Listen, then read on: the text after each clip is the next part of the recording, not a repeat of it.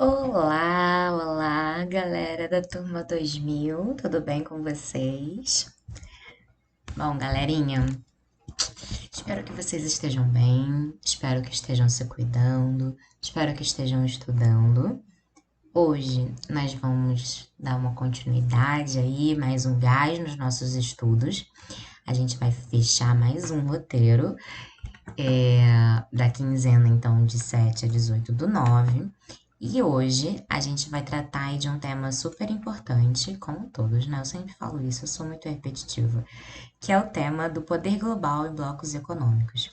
Esse tema, ele é muito importante porque, não só porque ele é muito cobrado no vestibular, essa coisa toda, mas porque ele ajuda a gente a entender ah, o mundo em que nós vivemos. A gente também não passar de bobo, né? Ouvir, quantas vezes você já deve ter ouvido falar no jornal, na rua, tal, de Mercosul, União Europeia, Brexit, que é isso? Que é isso? E por que esses blocos, por que isso influencia tanto na minha vida? Será que influencia? Influencia, se eu te dando spoiler. Então, atenção, porque na aula de hoje é muito importante que vocês saiam, fechem esse roteiro entendendo o seguinte: quais são as grandes estruturas de poder que regem o mundo atualmente? Qual o papel das grandes corporações no mundo contemporâneo? Por que se cria um bloco econômico? E quais são os principais blocos econômicos no mundo e na atualidade? Então, inicialmente, eu gostaria que vocês tenham feito aí no passo um, né, corrigido os exercícios da aula passada, né, onde nós falamos lá sobre a União, sobre a ONU, ok? O gabarito tá no anexo aqui desse mesmo roteiro. E agora, feito isso, dá uma pausa, corrige se ainda não corrigiu e volta para mim. Vem para cá que a gente vai falar de poder global e blocos econômicos. Primeiro de tudo, é muito comum. Hoje em dia a gente usa menos esse termo, mas durante muito tempo se falou em primeira ordem mundial, segunda ordem mundial e terceira ordem mundial. O que significa cada uma dessas coisas? Em primeiro lugar, aguinha para tratar. Por que a gente define assim, né? A primeira ordem mundial, ela é caracterizada por um período que vai aí desde, sobretudo, a primeira revolução industrial, aonde você tem a Inglaterra como grande, a emergência da Inglaterra como grande potência hegemônica global. O que significa isso? Que ela vai ser o principal país, estado-nação, que vai concentrar recursos e capital e influência econômica, bélica, política no mundo inteiro. Não se dá um pio no mundo, uma vírgula no mundo, sem, naquela época, sem que a Inglaterra intermediasse. A partir da segunda metade do século XX, com o início da Guerra Fria, a gente tem o mundo bipolar, o início da Segunda Ordem Mundial, que é caracterizada aí pela emergência de dois grandes blocos de poder de, de orientações econômicas diferentes. De um lado, os Estados Unidos representando o capitalismo, de outro, a União Soviética representando o socialismo. Em 1991, com a derrocada da União Soviética, a gente tem início da nova ordem mundial, ou terceira ordem mundial, que é o tempo em que nós vivemos agora. Né? É muito comum, tem aquela música do Caetano Veloso, alguma coisa está fora da ordem mundial, que é um período onde você não tem mais, então, é a teoria de que não há mais um único um único polo de poder. Apesar de os Estados Unidos ser a grande potência hegemônica mundial na atualidade, bélica, econômica, tecnológica, financeira e por aí vai, o poder hoje, sobretudo a partir dos anos 90, o poder no mundo ele está cada vez mais disperso, não só entre os estados, né, os países, mas também entre as empresas, sobretudo as grandes corporações multinacionais e transnacionais, que são muito importantes, a gente pouco fala, até porque envolve aí certas coisas ilegais e meio implícitas, coisas que não vêm muito à mídia, mas que a gente sabe, tem muitos filmes, tem muitos. matérias de jornal, enfim, que sugerem, né, a influência dessas grandes corporações como, sei lá, a Coca-Cola, a Apple, a Microsoft, Highway, Samsung, enfim, as grandes corporações internacionais de vários países, é, que influenciam muito na orientação da geopolítica global, né? E claro, isso junto dos países. Trazendo aqui então para o período da globalização, para o debate da globalização, a gente sabe então que existem controvérsias sobre quando de fato começou ou não a globalização, mas é fato que a partir dos anos 70, 60, 70, sobretudo, e com grande força nos anos 90, a gente tem uma série de inovações tecnológicas, financeiras, por aí vai, que vão levar a uma conexão do mundo como nunca antes vista,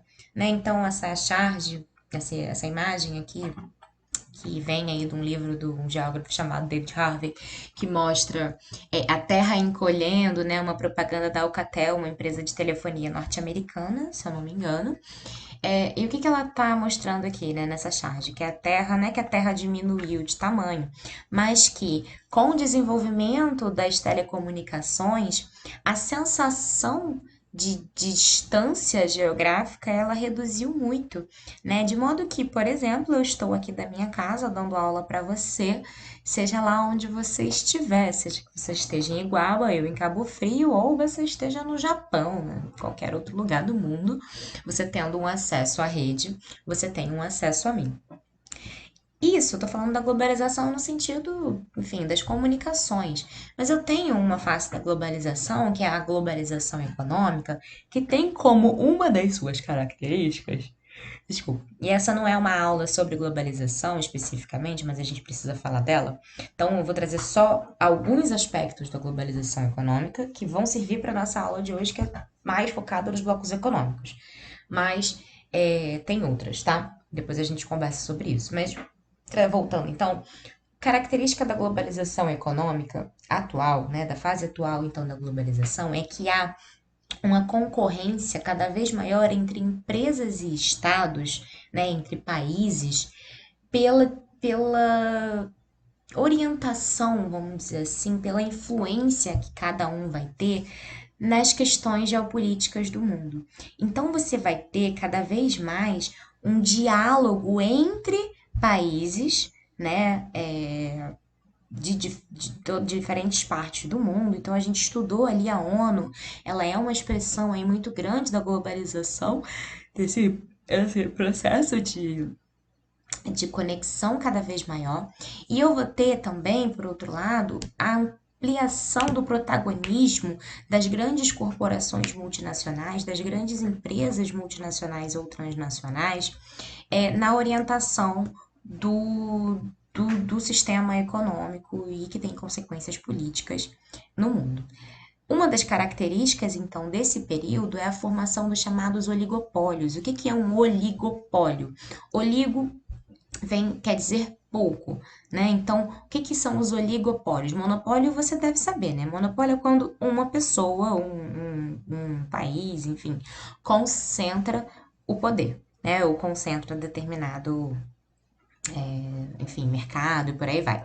Os oligopólios é quando eu tenho um mercado controlado por um pequeno grupo de empresas ou agentes. Então, com o objetivo, no caso econômico, de reduzir a concorrência entre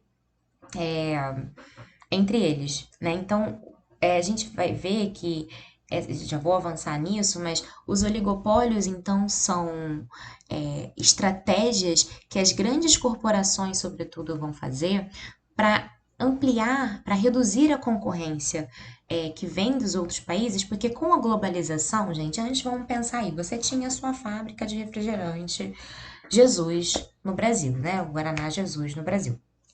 Imagina que ele fosse um refrigerante tradicional ou paquerão que a gente tem aqui, Guaraná Tome, blá blá. Com a globalização, a gente tem aí a entrada das grandes empresas e, por exemplo, as grandes empresas de refrigerante como a Coca-Cola. Coca-Cola chega no Brasil e ela quer dominar o mercado. Obviamente, brasileiro, né? Adora refrigerante, eu não, vocês com certeza não. Mas ele vai entrar e vai querer disputar o mercado de refrigerante no Brasil. Como é que ela vai fazer para disputar com Guaraná Toby? Ela vai fazer o seguinte: ela vai começar a comprar, ela vai começar a oligopolizar o mercado de refrigerantes. Como? Existem algumas formas, alguns tipos de oligopólios. E eu trouxe quatro para vocês, que é muito importante que vocês estejam atentos. Primeiro, oligopólios é o tipo de cartéis. Cartéis são tipos ilegais de oligopólios. Eles são proibidos por lei porque eles geram monopólio e eles privam, né, a lógica aí do livre mercado. O que é um cartel? É quando eu tenho empresas de um mesmo ramo se associando para evitar a concorrência, dividindo o mercado. Então imagina que eu tenho aí um posto de gasolina, por exemplo. Eu vou juntar os quatro postos de gasolina aqui e eles vão fazer um acordo entre eles, ok? E vão monopolizar o controle de a venda de combustíveis. Isso é ilegal por quê? Porque você, quando gera o monopólio, você dificulta a ação do tal do livre mercado, né? Do mercado se regular. Você impede a concorrência de outras empresas. Esse grupo que se forma em torno de um cartel, ele evita que outros concorrentes consigam competir com ele. E isso prejudica a economia. Outra forma de oligopólio são os truches, que é quando eu tenho uma empresa maior comprando, ok? Outras empresas menores, de modo que ela vai então controlando os preços e dominando o mercado. É o caso, por exemplo, da Coca-Cola, né? Ela vai chegar aqui e ela vai comprar outras empresas de refrigerante, como a Guaraná Antártica, como, sei lá, a Fanta não é brasileira, mas, enfim, vai comprando várias outras empresas que vão pertencer a esse único grupo, certo? Vai pertencer, tudo isso pertence à Coca-Cola. E eu tenho as holdings, que são empresas financeiras que controlam complexos industriais a partir da posse de suas ações. Então, qual é a diferença aqui? No Truste, eu vou ter a empresa A comprando diretamente a empresa B, a empresa C, a empresa D, ok? Então, vira tudo uma coisa só, tudo Coca-Cola. Numa holding, vou dar um exemplo aqui para vocês que talvez vocês conheçam. O caso da Sadia e da Perdigão. Eu tinha duas empresas que eram concorrentes e elas vão se fundir recentemente, eu esqueci o ano, mas foi recente, e elas vão se fundir e vão gerar, vão se manter como empresas diferentes, né? Porém, com porém controladas pelo mesmo grupo que é a Brasil Foods, né? Então eu trouxe aqui um exemplo, por exemplo, de algumas holdings famosas no mundo, né? Aqui a gente tem, por exemplo, como eu disse, a Coca-Cola, que tem aí o domínio de várias outras marcas, a P&G lá do Domingão no Faustão e a Unilever. Então você chega no mercado, você tem a impressão de que você tem uma variedade de produtos. Você pensa, nossa, o livre mercado realmente funciona, né? Eu posso escolher aqui entre o meu desodorante Dove, Axe ou sei lá qual. Mas na verdade a Dove e o Axe, ele pertence aí à Unilever, né? Eu vou lá comprar, deixa eu ver, o meu... Cadê? Deixa eu escolher um aqui legal. Tá ruim a imagem, né? Ah, eu vou lá comprar o meu Presto Barba. E eu tenho aí, eu vou lá comprar a minha Gillette, né? Como é muito comum a gente falar.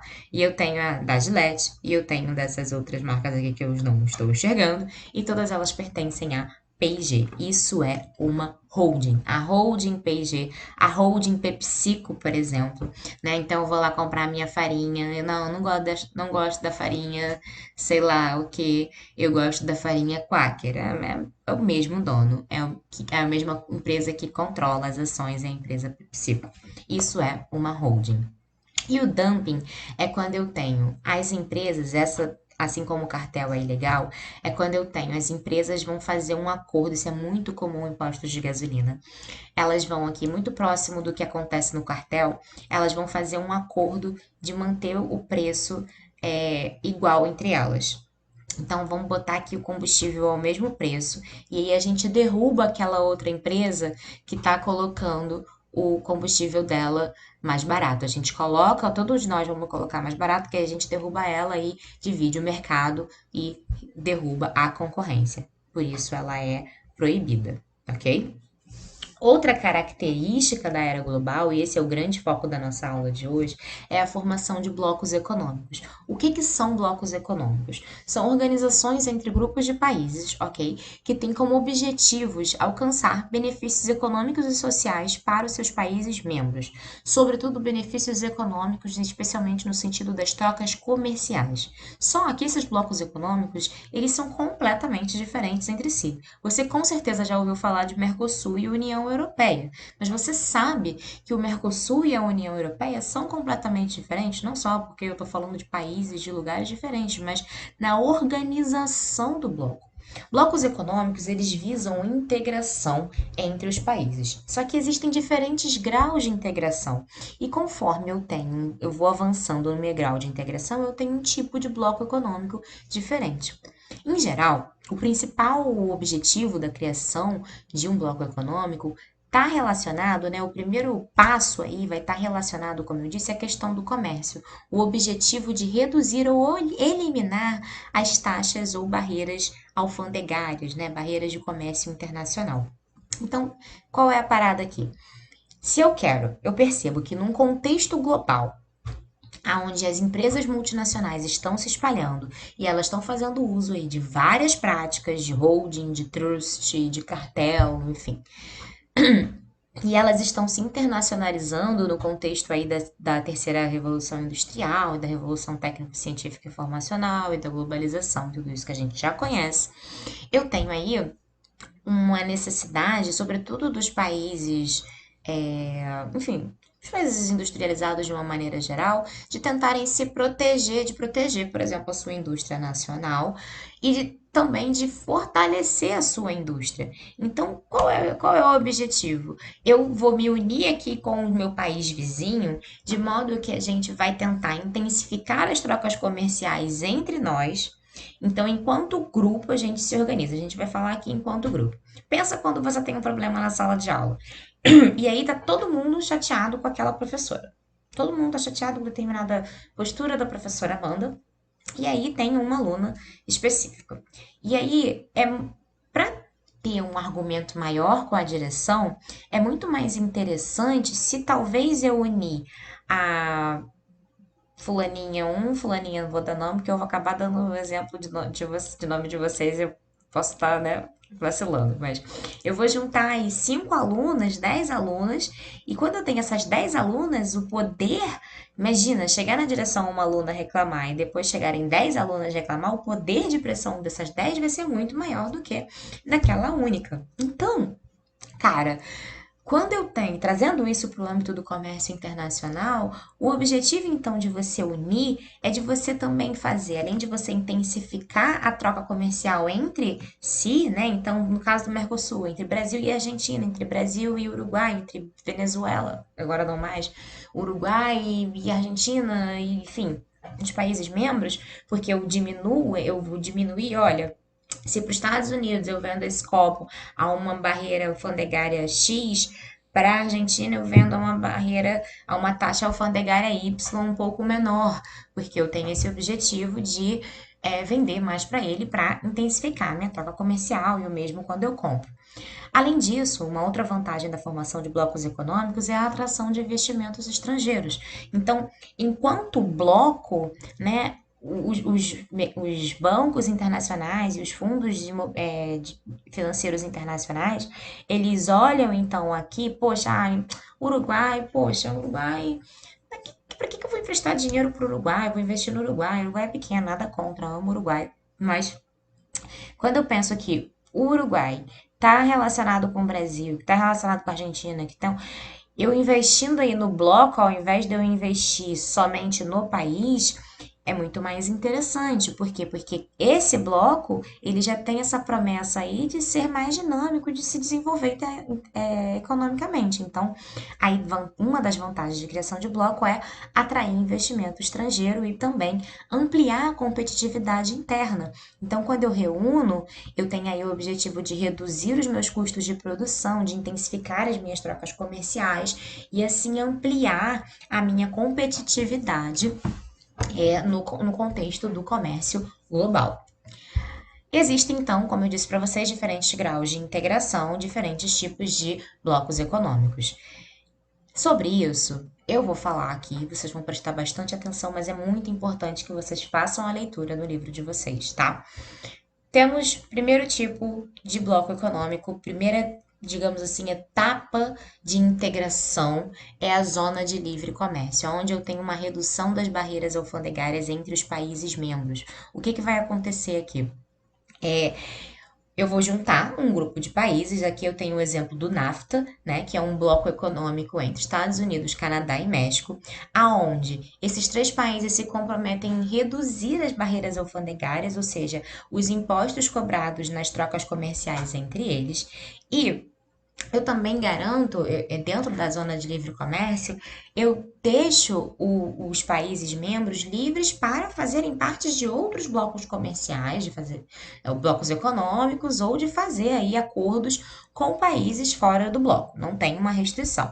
O objetivo aqui é simplesmente reduzir as barreiras alfandegárias para intensificar as trocas comerciais entre os países membros. Ok? Beleza. No caso do NAFTA, por exemplo, o que vai acontecer aqui? Os Estados Unidos, e é muito comum o vestibular cobrar isso, por que os Estados Unidos é o mais favorecido no contexto do NAFTA? Porque ele vai transferir as suas fábricas, perdão, para o México, aonde os custos produtivos são mais baratos.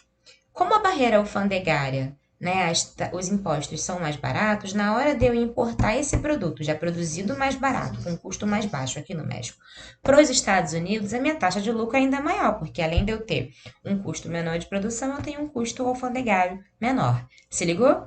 Por que os Estados Unidos é muito vantajoso? Para o México, de certa forma, é vantajoso. Por quê? Porque eu tenho aí os Estados Unidos trazendo fábrica para o meu país. O México é um país de industrialização tardia, beleza, vai gerar emprego, vai gerar renda, vai gerar imposto, mas esse produto ele ganha grande parte do lucro, volta para os Estados Unidos, não fica no México. Então você tem uma série de contradições, mas a gente vai explorar isso depois. Vale a pena dar uma lida no livro quando fala sobre especificamente o NAFTA. Segundo bloco, tipo de bloco econômico, né, de etapa aí de integração é a união aduaneira, aonde eu tenho não apenas a redução das tarifas alfandegárias, mas eu tenho finalmente uma eliminação dessas tarifas e a fixação de uma tarifa externa comum. O que isso significa? Tarifa externa comum, a TEC. Que os países membros dessa união aduaneira, eles vão estabelecer tarifas e impostos comum na hora de exportar, de modo que entre eles a competição entre, por exemplo, um produto argentino e um produto brasileiro seja a mesma no sentido da cobrança de imposto, ok? Nesse caso aqui, diferente da zona de livre comércio, um país que pertence a uma união aduaneira não pode ser signatário de outro bloco econômico. E qual é a vantagem de eu participar de uma união aduaneira? Os países membros vão se proteger da concorrência externa. Por quê? Porque eu elimino completamente as tarifas alfandegárias. Então, para eu exportar um país para o Uruguai, eu não vou pagar um imposto alto. Não tem mais. Eu tenho uma tarifa externa comum entre nós, então na hora que eu for vender esse para a Argentina ou para o Uruguai, eu vou pagar o mesmo imposto. Isso faz com que a minha empresa brasileira ela tenha aí um mercado garantido, se protegendo aí da concorrência internacional. O maior exemplo disso, de união aduaneira que a gente pode ter é o Mercosul, que é o bloco econômico do qual o Brasil faz parte. Terceiro bloco econômico é o mercado comum, aonde eu tenho, além da questão das tarifas, eu tenho aí uma livre circulação de todos os fatores produtivos. Então é como se a gente fosse subindo uma escadinha. E no mercado comum, além então de eu ter uma livre circulação de mercadorias, como eu tenho aqui na União Aduaneira, eu tenho uma livre circulação de pessoas físicas e jurídicas, eu tenho uma livre circulação de capitais, ou seja, de investimentos, então transferências internacionais, e de prestação de serviços, né? Onde os países membros eles vão ter uma coordenação conjunta das políticas macroeconômicas, esse micas aqui ficou, não sei por que ficou assim, com esse tá assim, mas políticas macroeconômicas e setoriais, então os países membros desse tipo de bloco econômico, eles além de terem então uma integração muito maior que vai envolver não só a troca comercial, mas também a livre circulação de pessoas, capitais e serviços, eu vou ter essa coordenação conjunta que ele se refere a esses países, eles vão pensar juntos. O exemplo maior disso, o único que a gente tem, é a União Europeia, que então, é muito comum a gente ouvir falar, né? A União Europeia decidiu que não sei o quê. A União Europeia, a cúpula da União Europeia se reuniu para tal coisa. O que que isso significa? Significa que esses países mesmo num contexto de globalização, né, que a gente tem aí a fragmentação do mundo cada vez maior, eu tenho aí uma ação conjunta, né, um processo de, ao mesmo tempo de fragmentação, tem um projeto aí de integração entre os países de ação conjunta para, enfim, se integrar em vários sentidos. Outro tipo de bloco econômico é a União Econômica e Monetária, onde também o único exemplo que a gente tem é a zona do euro, né, que está dentro da União Europeia. É muito importante ratificar isso aqui, galera, por quê? Porque dentro da União Europeia você não tem, todos os países membros da União Europeia não adotaram o euro como moeda oficial, né? Então, você tem dentro da União Europeia países como, por exemplo, o Reino Unido, que não adotou o euro como moeda, né? Então, você tem aí a chamada zona do euro, que é coordenada pelo Banco Europeu, né? Bom, o que que acontece? Ela é uma evolução do mercado comum, então eu tenho aí a livre circulação de pessoas, mercadorias, tananã, tudo isso, mais a adoção de uma moeda única. Essa é a diferença. E é o único exemplo que a gente tem é a zona do euro, que está dentro aí de alguns países da União Europeia. Existem também outras modalidades de integração, né, de blocos econômicos, como o Pacto Andino, né, que é um bloco econômico que existe entre os países da região andina, ou seja, da Cordilheira dos Andes, Peru, Chile, fugiu o terceiro aqui, mas eu lembro. A gente tem a cooperação da Ásia e do Pacífico, a APEC, a gente tem a Unasul, que chegou ao fim no ano passado, já vou falar dela, né? Então, são outros tipos de blocos econômicos que ainda não tem uma definição se eles são aí mercado comum, zona de livre comércio, porque eles ainda estão aí em processo de consolidação, vamos dizer assim, de organização. Mas eles têm, o grande foco que a gente não pode perder de vista é que o quê? Um bloco econômico ele tem o objetivo de facilitar, de intensificar as trocas comerciais. E conforme eles vão subindo a escadinha, né, a gente vai saindo aí do livre comércio, a gente vai avançando até o mercado comum, como é o caso da União Europeia, essa integração econômica começa cada vez mais a englobar outros aspectos, como a questão da livre circulação de pessoas, de serviços, de capitais, por aí vai. No Brasil, e aí isso vai ficar mais claro quando eu trago aqui para o caso brasileiro, eu tenho o Mercosul, que apesar de ter o nome de Mercado Comum do Sul, né, o significado dessa sigla é Mercado Comum do Sul, o Mercosul não é um mercado comum. O Mercosul é, como eu mostrei para vocês, bem aqui para não me deixar mentir, uma união aduaneira, ou seja, uma organização entre países que eliminaram as tarifas alfandegárias entre si, que estabeleceram, né, o livre comércio entre si, avançou aí as duas etapinhas. Esse acordo, né, esse bloco foi criado em 91 através do Tratado de Assunção, inicialmente usando 4 países, essas 4 estrelinhas aqui constam: Brasil, Paraguai, Argentina, Brasil, Brasil, Paraguai, Argentina, blá, blá, blá. Enfim, Brasil, Paraguai, Uruguai e Argentina. Mais para frente, né, você tem aí dentro do Mercosul, em 2012 ocorreu, além dos quatro que a gente já tinha, a entrada da Venezuela. E mais recentemente, conforme foi avançando, né, a consolidação do bloco, você tem países associados. O que isso significa? Que são países que estão inseridos no Mercosul, mas possuem aí, vamos dizer assim, um poder e um compromisso menor com o bloco, que são Bolívia, Chile, Peru, Colômbia, Equador, Guiana e Suriname. Muito importante saber que o Mercosul, repara aqui no mapa, então ele vai congregar 72% do território da América do Sul, 69% da população do subcontinente americano, sul-americano, 76% do PIB da América do Sul, e que se somado todo o PIB desses países membros, daria aí 2,79 milhões, ou seja, o Mercosul sozinho seria a quinta maior economia do mundo. Isso, galera, é perceptível se a gente olhar que ele congrega aí quase todos os países da América do Sul, pega o maior deles, que é o Brasil, né? E isso faz com que, então, pelo fato de ter toda essa extensão territorial, toda essa concentração populacional e toda essa atividade econômica, o Mercosul seja hoje o principal receptor de investimentos estrangeiros diretos no continente sul-americano.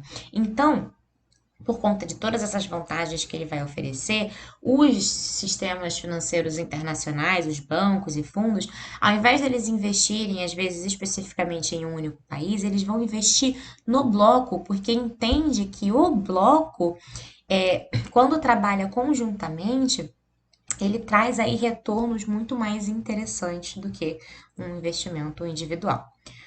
Existem duas questões sobre o Mercosul que são muito importantes, duas questões recentes. Em 2012, o Paraguai, né, que fez parte aí do processo de formação, tá lá desde o início do Mercosul, em 2012, ele foi suspenso por conta de um processo de impeachment bastante turbulento que levou aí à retirada do presidente Fernando Lugo do poder. Porém, em 2013, com o retorno das eleições, né, e acalmou aí a situação política no Paraguai, o Paraguai volta a fazer parte do Mercosul, ok? Então é importante vocês saberem que em 2012 teve aí esse vai e volta. Em 2012, a Venezuela foi aceita no Mercosul. Porém, vocês podem ter reparado aqui nesse mapa, em 2018, né, que mostra os membros mais recentes do Mercosul, a Venezuela não está inserida. Por quê? Porque a partir de 2016, devido à grave crise democrática que o país vem vivendo aí diante, né, do problema da ditadura chavista, e, enfim, toda a turbulência que está passando até os dias de hoje, a Venezuela ela foi retirada do Mercosul. Uma outra aliança muito importante presente aqui na América do Sul foi a Unasul. E por que eu disse que foi? Porque em 2019 esse bloco foi desfeito. A Unasul ela é uma chamada, né? Unasul é uma abreviação de União das Nações Sul-Americanas, então que compunha aí todos os países, os 12 países da América do Sul. Foi construída, né, em 2008, ela vem de uma ideia bem antiga, mas que se consolida em 2008 com o Tratado Constitutivo.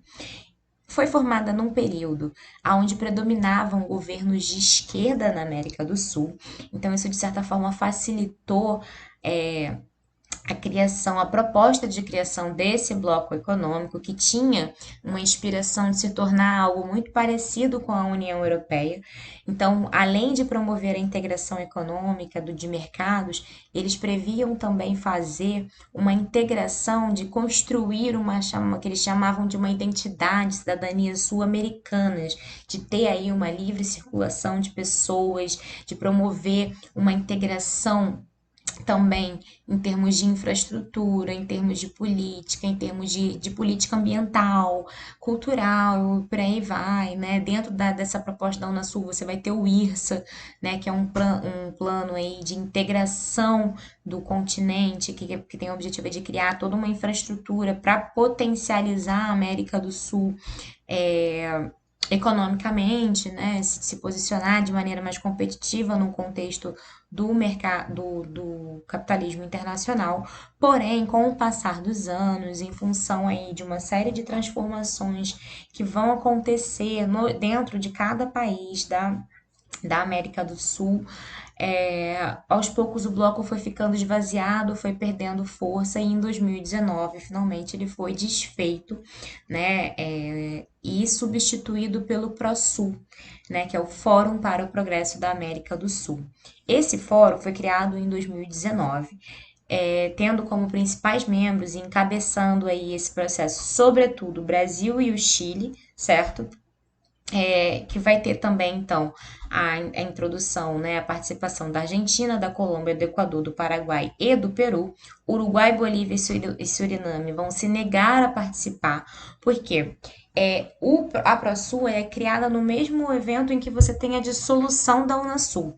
E a ideia do ProSul, né, se vocês forem investigar, e provavelmente isso vai começar a cair nos vestibulares, porque é uma questão muito recente, que está muito em alta, apesar de ser aí um bloco econômico que está em processo aí bem bebezinho, está engateando, está em processo de formação, de estruturação, eles, os representantes, né, inclusive o próprio presidente Bolsonaro vai se referir ao ProSul como um fórum regional de diálogo.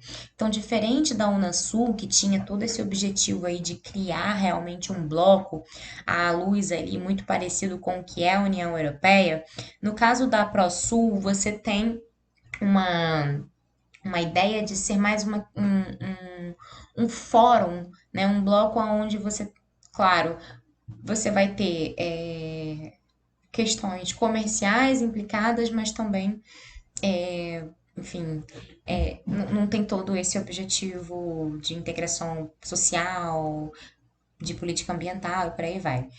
E como eu mencionei, né? Então, Uruguai, Bolívia e Suriname não vão participar. A Venezuela não foi convidada pelas mesmas questões, mesmas razões pelas quais ela foi expulsa do Mercosul. A ProSul ela é criada num contexto em que você tem um enfraquecimento da Unasul e uma ascensão das direitas novamente na América Latina, que identificavam aí muitos dos presidentes eleitos nos últimos anos aí da década de 2010.